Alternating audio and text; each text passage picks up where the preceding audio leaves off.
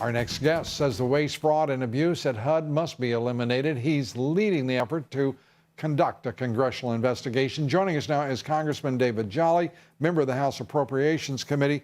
Congressman, good to have you with us. Well, thank you, Lou. Good to be with you. The HUD report, this is over, 25,000 so-called over-income, too rich people. That's right. Taking advantage of low-income housing. So everybody is defrauded here, the government, the taxpayer. It's stunning stuff. Well, that's true. When we say government housing, Lou, what we mean is taxpayer housing. And the question we face as a country is why are taxpayers on the hook next year alone, for $104 million to pay for housing for 25,000 families that should be financially disqualified? As you mentioned, families like one who made almost $500,000 last year. Another individual, a single person with $1.6 million in personal assets, yet living in taxpayer-supported housing. It is waste, fraud, and abuse. It is exactly why the American people are frustrated with this administration and with government. It's why I've called for a congressional investigation. And that investigation, first, it seems to me, would be to find out why in the world HUD didn't have some threshold, some means of checking income, assets, and need here. Given all the money that's been invested in low-income housing.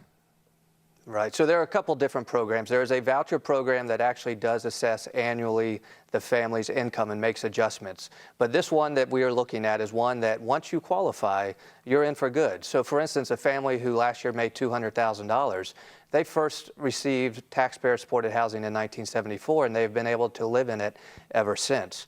My investigation tends to get to the bottom of why. This administration and their policy on housing, look, there are two schools of thought. One is provide a roof over the head in housing. The other is more social engineering. They have actually suggested that by keeping some of these people in public housing, they are creating economic role models and diversification. Well, listen, if that is the case, if you want to keep those people there, at least make them pay their own way. Taxpayers shouldn't pay $100 million for a social engineering experiment by this administration. It's sort of the perversion of the president's desire to put poor people in wealthy neighborhoods. This is about as screwball as it gets.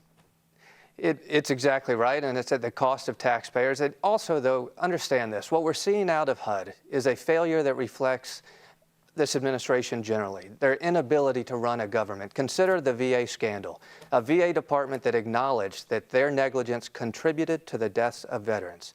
And then look at Obamacare, the promise you could keep your health plan, and yet it turns out to be the lie of the year. The IRS targeting organizations out of a political vendetta, and now HUD that is using taxpayer dollars on this social experiment, and it is wrong. It is why I've called for the investigation. I believe we should end this program now. Congressman David Jolly, thanks for being with us, and we wish you luck. Thank you, Lou. I appreciate it. Thank you, Lou. Police release